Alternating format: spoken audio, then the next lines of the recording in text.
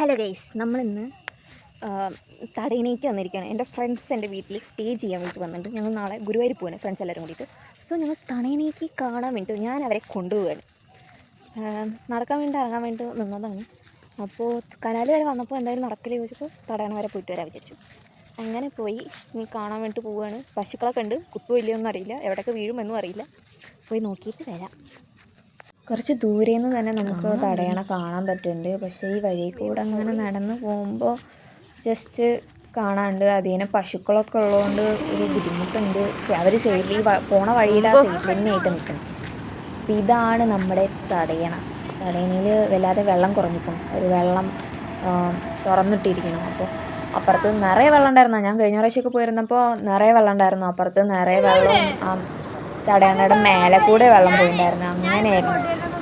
പക്ഷേ ഞങ്ങൾ ചെന്നപ്പോൾ ഞങ്ങൾക്ക് എന്തായാലും അടിപൊളിയായി ഇഷ്ടപ്പെട്ടു. ഞങ്ങൾ കുറേ അങ്ങനെ എൻജോയ് ചെയ്തിട്ട് ഞങ്ങൾ ഫസ്റ്റ് ഇയറിൽ തന്നെ തുടങ്ങാം, അങ്ങനെ പോകണം, ഗുരുവായൂർക്ക് പോകണം എന്നൊക്കെ വിചാരിച്ചിട്ട് ഇതാക്കിയത് ഞങ്ങൾക്ക് തേർഡ് ഇയർ ആയി. ഇങ്ങനെയൊരു യാത്ര ശരിക്കും പ്ലാൻ ചെയ്ത് അതുവരെ എത്തി. 2 വർഷം എടുക്കേണ്ടി വന്നു. അങ്ങനെ ഞങ്ങളിങ്ങനെ തടയണയിൽ പോയിട്ട് എല്ലാം കണ്ട് അവർക്ക് മേലേക്ക് കയറാനും പേടി, വരാനും പേടി. അപ്പോൾ തടയണയിൽ വന്നു കഴിഞ്ഞാൽ ജസ്റ്റ് ഒന്ന് വെള്ളത്തിലെങ്കിലും തട്ടിയിട്ട് വേണ്ടേ പോവാൻ.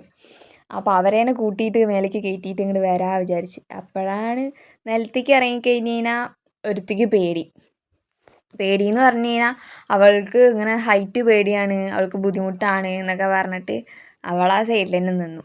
ഞാനും ആരെയും കൂടിയിട്ട് ഞങ്ങൾ ഇങ്ങനെ നടക്കുമ്പോൾ വെള്ളത്തിൽ കൂടെ ഞങ്ങൾ ആദ്യം തന്നെ വെള്ളത്തേക്ക് ഇറങ്ങി. അവരൊക്കെ കരയിൽ ഇരുന്നു. അവൾ ഇരുന്നിട്ട് നോക്കണം എന്താണെന്ന് വെച്ച് കഴിഞ്ഞാൽ ഞങ്ങൾ അങ്ങനെ ഒരുപാട് കക്കകളുടെ തോട് കിടക്കണം. അപ്പോൾ കുറച്ച് ഓർമ്മയാണെന്ന് വിചാരിച്ചിട്ട് വീട്ടിൽ കൊണ്ടുപോയേക്കാമെന്ന് വിചാരിച്ചിട്ടാണ് ഞങ്ങൾ ഇങ്ങനെ ഇന്ന് തിരഞ്ഞു നോക്കുന്നത്.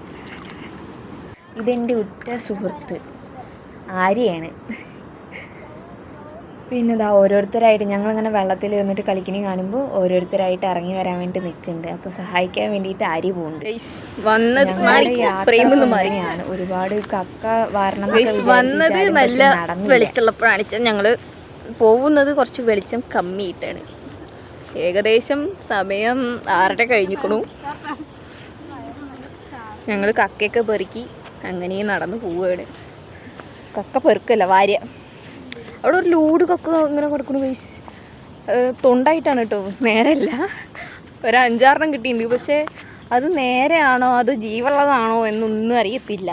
വീട്ടിൽ ചെന്നിട്ട് അത് കുത്തിപ്പൊളിച്ച് നോക്കണം. അപ്പോൾ വീഡിയോ ഇഷ്ടപ്പെട്ട് കഴിഞ്ഞാൽ ലൈക്ക് ചെയ്യുക, ഫോളോ ചെയ്യുക, കമൻറ്റ് ചെയ്യുക. ബൈ.